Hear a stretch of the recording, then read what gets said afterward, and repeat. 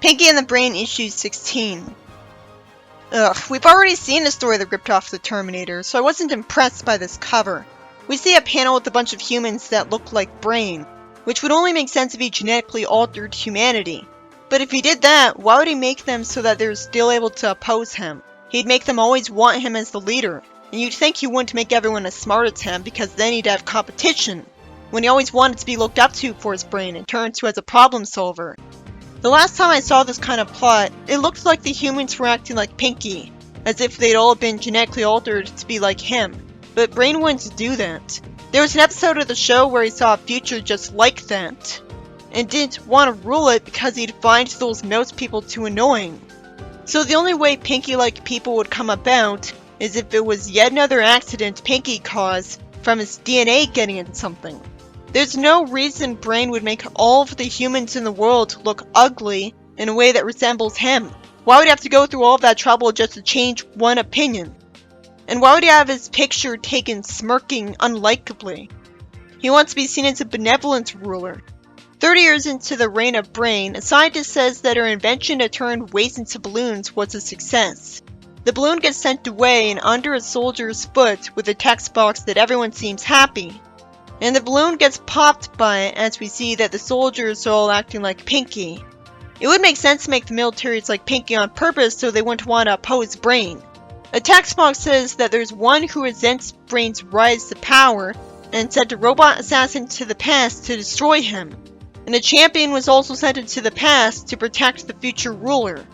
Again, why wasn't that robot sent to at latest the very day that Brain was made the way we know him to be?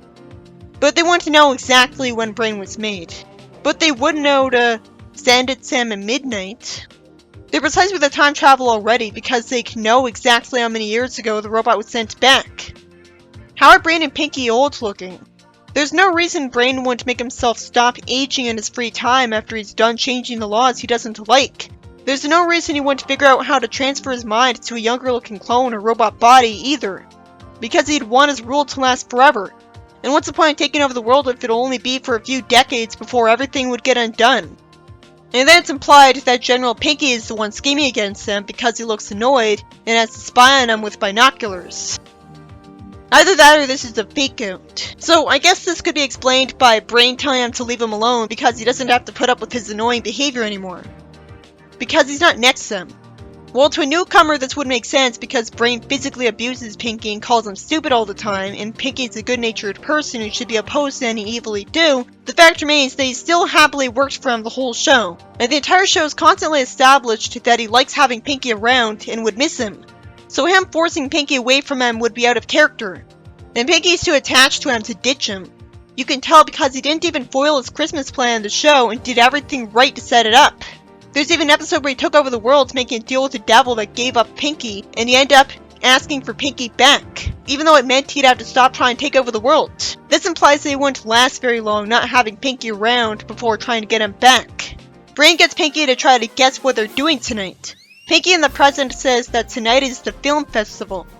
Why does he say he's sorry while smiling and holding a board game piece? How would there be a board game called Sorry? Of course they're not playing a board game. They always try to take over the world at night. He shows Brain some shadow puppets and somehow expects him to do it as well. Even if he knew what they were actually going to try to do every night. Why would he say this stuff anyways and intentionally annoy his friend? He's not the spiteful type, but he would be the type to joke around. He complains that they try to take over the world an awful lot lately. Why does he say lately? I guess what he means is he's getting bored. Brain shows him an invention that renders all surfaces immune to friction. He says that if he sprays it upon the palms of the world's leaders and industrial leaders, no one would be able to shake hands. He somehow concludes that no deals would be struck if people can't shake hands. Well, except with him. They could do a verbal agreement. Then he says he'll augment his own handshake, even though it's obvious that he wouldn't actually need to. Pinky makes it obvious that he wasn't listening to him and was reading a book. And Brain senses a lack of enthusiasm. I don't blame Pinky, because Brain's plan seemed doomed after he mentioned palms. It's smart of Pinky to lie that the plan seems all very exciting. Naturally, he asks him how he's gonna get his spray on so many hands. Brain says that everyone in power craves luxury cars. Why would Brain tell Pinky to not tell him what he's going to say because they don't allow that in a kids' comic? He wouldn't know what he was going to say. Brain says he'll start a luxury car company. There's no way to guarantee that only his luxury cars would be bought. And that still leaves everyone who already owns a luxury car. He'd have to provide a serious incentive for people to buy his cars when he'd only be allowed to start his own company out of sheer curiosity because it's a talking mouse. Even then, it's still a bit of a stretch that anybody with no experience in education would be allowed to start a luxury car company. Brain says that he'll coat all of the car door handles with Slick Inside. Why doesn't he just plan on coating the door handles of every luxury car of other car companies at night, instead of starting his own? But even then, that'd take forever, as would making cars. So someone as impatient as him would give up on this really quickly. When the executives open the door to take a test drive, they'd get friction-free hands. Then they'd want to do something about it. I wonder if there's a way to get the spray off your hands easily, like with mere water or soap. If so, the plan would instantly get undone anyways. Pinky asks, won't the car salesman open the door for the executives? I guess he knows this and not him because he watches more TV. It's amusing that out of all the different problems making this plan unfeasible, Pinky still managed to come up with another one than all of that. Brain's smart enough to realize he's right and give up on the plan. Pinky says they could play a game instead. And Brain points out that if even a simpleton could punch holes in his plans, he should just give up. Why did the writer of the second Terminator story do this as well? It's already so redundant that I was actually surprised that the person who sent the robot into the past to kill Brain wasn't Jane again. Other than the robot's inventor intentionally imitating the movie Terminator, why would it have this accent? Then again, it really has been almost 30 years since this comic and still people remember that movie. Why does Brain say it's a Henry Kissinger impression instead of mentioning Arnold? He naturally assumes Pinky's making that impression. He screams at seeing what looks like the exact same Verminator again. That's quite a coincidence. Shockingly, he actually references issue 3 of the comic, when I never had any reason to believe this comic had continuity. Because it keeps showing Brain and Pinky in the wrong time periods and places with no explanation. It even has them be called by different names sometimes. So it's a nice surprise that the story has continuity. He tells Pinky to help him find and alter the blueprints of this robot, which tells him to chill out and calls him Brainy. Pinky apologizes and has a yellow fist over his head. And Brain dodges a fist and then sees Pinky wearing the robot plans as a hula skirt.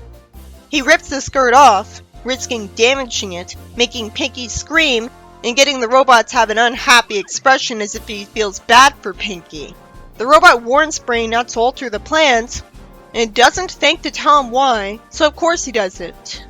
And the plans are somehow undamaged. Brain makes the robot small and harmless. Pinky picks him up, calling him cute, and somehow I'm expected to believe this robot was sent to protect him, even though he was programmed to point a weapon at his face. Twice! And he could have told him this earlier, easily. Although Brain could have just not believed him anyways. So it would still make sense if this happens to him. He was sent here to protect him from a brown goop that forms into a gray Pinky-shaped robot. If he was sent here to protect him, he shouldn't have been made to look like a menacing robot. He could have looked like a harmless talking mouse, like Billy. Somehow Pinky says happily that with 4 of them there, they could play Twister, when he was clearly told that this robot is something they need protection from. But if he was just joking, this would make more sense.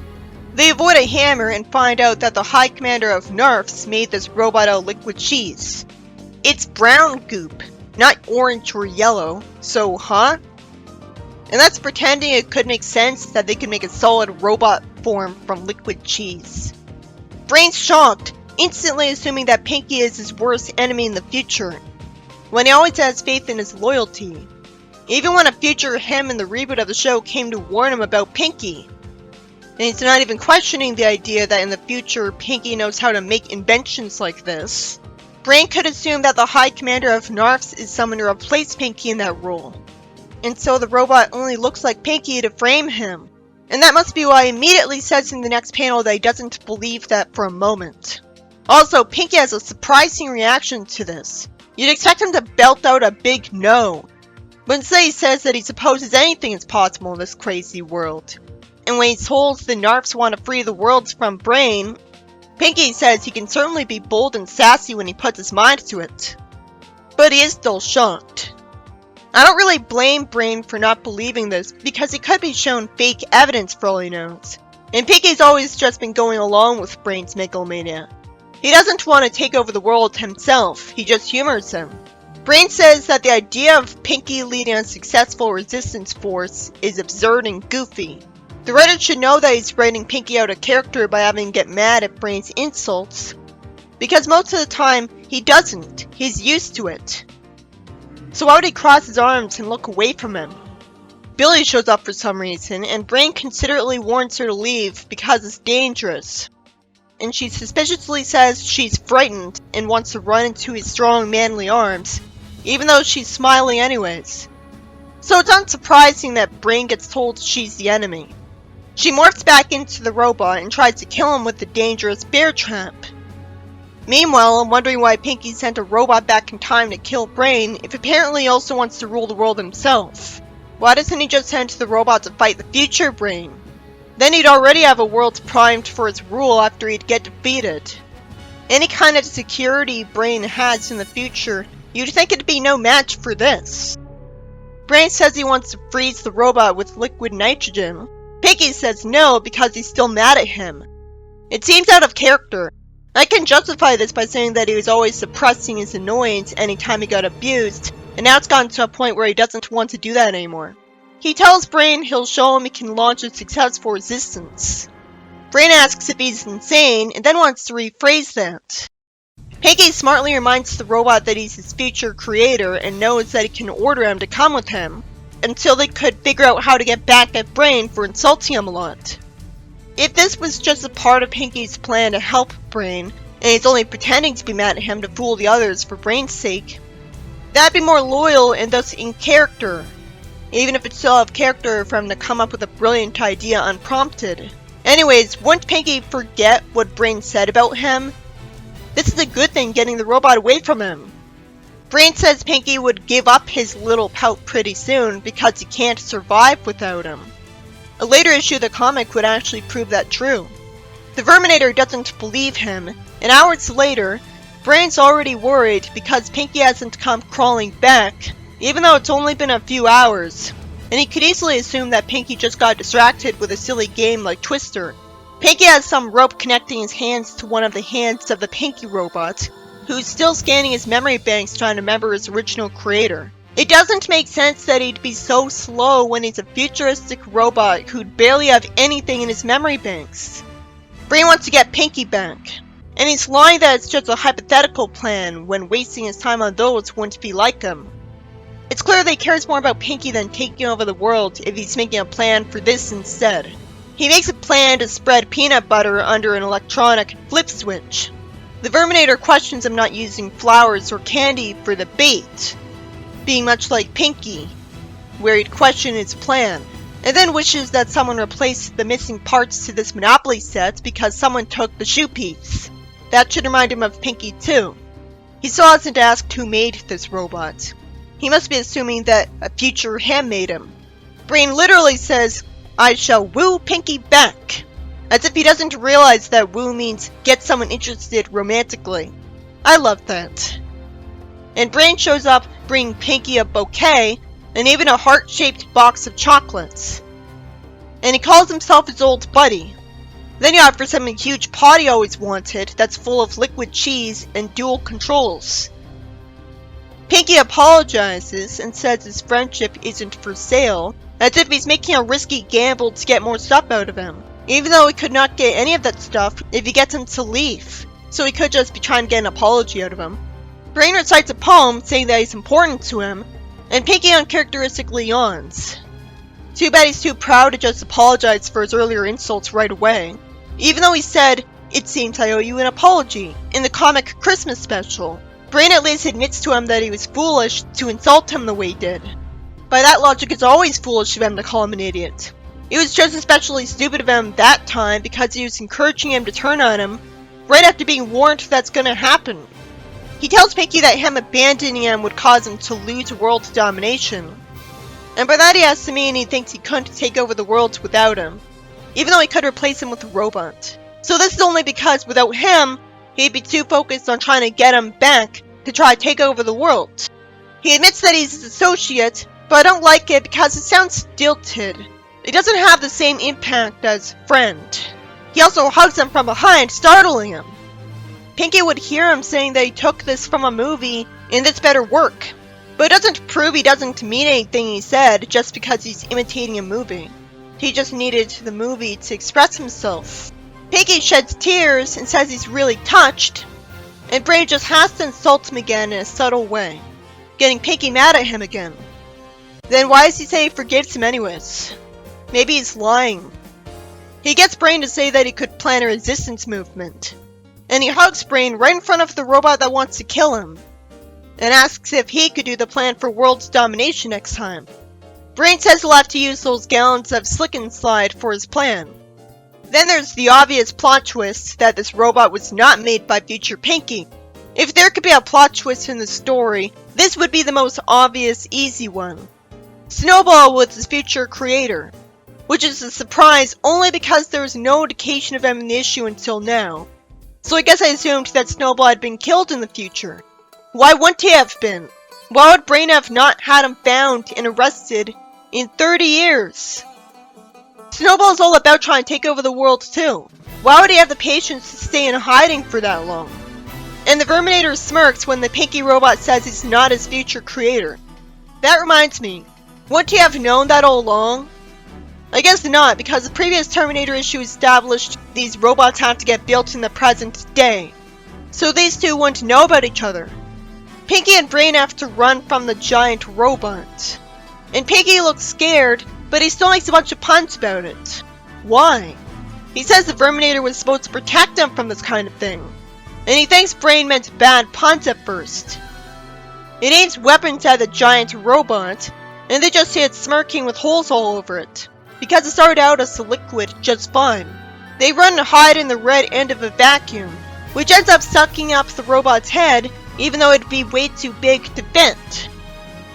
While Pinky and Brain made their way to the top of the vacuum, because that was apparently possible. Pinky compliments his plan, and the robot gets his head out of it while it looks stretchy, which only makes sense because it used to be a liquid just fine. So it'd have to be made of nanobots all functioning as a team to work as a robot. They end up falling off the table towards the Slick and Slide formula, and Brain worries that he's gonna drown in it. But they just slide off and onto the floor. He should have known that would happen, because he made it. Then every time the robot tries to grab them, they slip out of its grip. It's a nice surprise that it became useful even though it was just for a proposed plan. But they still get captured in a net that came out complete nowhere, so that was dumb.